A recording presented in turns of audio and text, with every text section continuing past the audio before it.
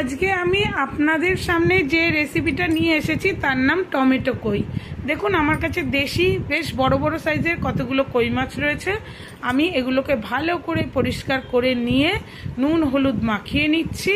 নিয়ে এইবার আমি মাছগুলো ভাজবো। কিন্তু আমি বারবারই বলেছি যে তাজা মাছ কখনো কিন্তু বেশি ভাজতে নেই, বিশেষ করে কই মাছ, ট্যাংরা মাছ, শিং, মাগুর এগুলো কিন্তু কখনো বেশি ভাজবেন না। সে যেরকম রান্নাই করুন আর যে রেসিপি করুন মাছগুলো কিন্তু ভাজবেন, কিন্তু যেন একেবারে কড়কড়ে করে ভাজা না হয়। আমার মাছগুলো ভাজা হয়ে গেছে, আমি এবার মাছগুলো তুলে নেব। দেখুন আমি মাছগুলো ভেজেছি, কাঁচা কাঁচা নেই কিন্তু কিন্তু এমনও নয় যে একেবারে কড়কড়ে করে ভেজেছি, আমি একটু সফট রেখেই ভেজেছি মাছগুলো। এবার আমি পরপর মাছগুলোকে সব তুলে নেব। নিয়ে এবার আমি ওই তেলের মধ্যেই, মাছ ভাজা তেলের মধ্যেই দুটো শুকনো লঙ্কা দেবো। দেখুন এই শুকনো লঙ্কা দুটো আমি দিয়ে দিলাম।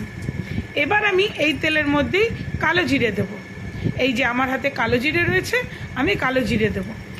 কালো জিরে এবং শুকনো লঙ্কা যখন ভালো করে বেশ গন্ধ বেরোবে, ভাজা হয়ে যাবে, কালো জিরে শুকনো লঙ্কার গন্ধ খুব সুন্দর যখন বেরোবে, তখন আমি এর মধ্যে টমেটো দেবো।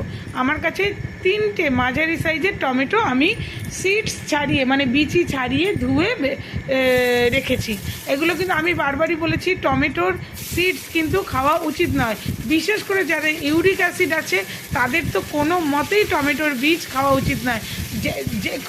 যে কোনো রান্নাতেই টমেটো ব্যবহার করা খুব ভালো, কারণ টমেটো আপনারা জানেন অ্যান্টি ক্যান্সারাস টমেটো, তাই টমেটো ব্যবহার করা ভালো। আমার কাছে এই যে ভাজা মাছগুলো রয়েছে, টমেটো ব্যবহার করা ভালো, কিন্তু কখনোই তার সিডসগুলো ব্যবহার করবেন না।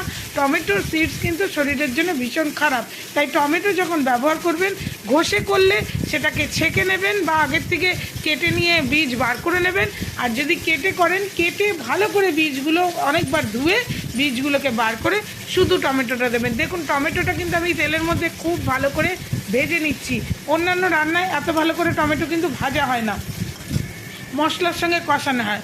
আর এখানে আমার যেটা রয়েছে, একটা গরম জলের মধ্যে শুধু নুন হলুদ লঙ্কার গুঁড়ো আর একটু মিষ্টি, যেহেতু টমেটোটা বেশি আছে একটু টকটক হবে, তাই ঝাল নুন টক সবের ব্যালেন্স রাখার জন্য আমি একটু মিষ্টি দিয়েছি। নাহলে আমি রান্নায় মিষ্টি ব্যবহার করি না, কারণ চিনি খাওয়া শরীরের জন্য একদমই ভালো নয়। যতটা সম্ভব চেষ্টা করবেন মিষ্টি ছাড়া রান্না করতে, কারণ পেঁয়াজ দিলে এমনিই মিষ্টি হয়, তার মধ্যে যদি আলুর সঙ্গে একটু মিষ্টি আলু দিয়ে দেন তাহলেও কিন্তু রান্না মিষ্টি হয়ে যায়।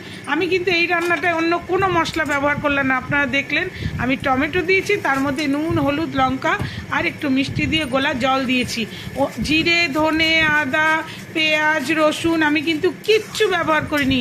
এটা কিন্তু একদম মশলা ছাড়া টমেটোর ওপরে রান্নাটা হবে, কিন্তু খেতে কোনো অংশে তেল কয়ের থেকে কম হবে না।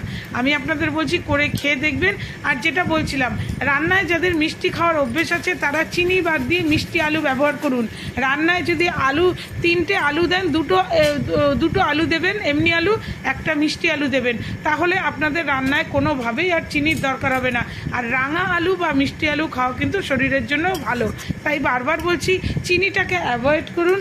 যারা রান্না মিষ্টি ছাড়া খেতে পারেন না তারা রাঙা আলু দিয়ে খাবেন। আর এছাড়া আমরা পেঁয়াজ যে রান্নায় ব্যবহার করি সেটা এমনিতেই কিন্তু মিষ্টি হয়ে যায় পেঁয়াজের জন্য, পেঁয়াজ কিন্তু ইটসেলফ মিষ্টি। আমার দেখুন গরম জল দেওয়াতে আমি যে পাশে গরম জলটা করে রেখেছিলাম সেই গরম জলটা আমি মশলার মধ্যে দিয়ে দিয়েছি। গরম জল দেওয়াতে ঝোলটা কিন্তু আমার সাথে সাথেই ফুটে উঠেছে, আমাকে ঝোল ফোটার জন্য অপেক্ষা করতে হয়নি। এবার আমি মাছগুলো দিয়ে দিলাম।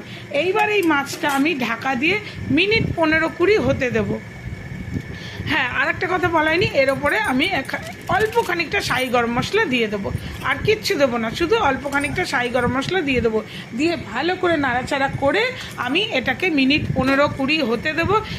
এবং অবশ্যই কিন্তু সিম আছে, মানে মিডিয়াম ফ্লেমে হতে দেবো, না পুরো সিম করব না হাই ফ্লেম করব।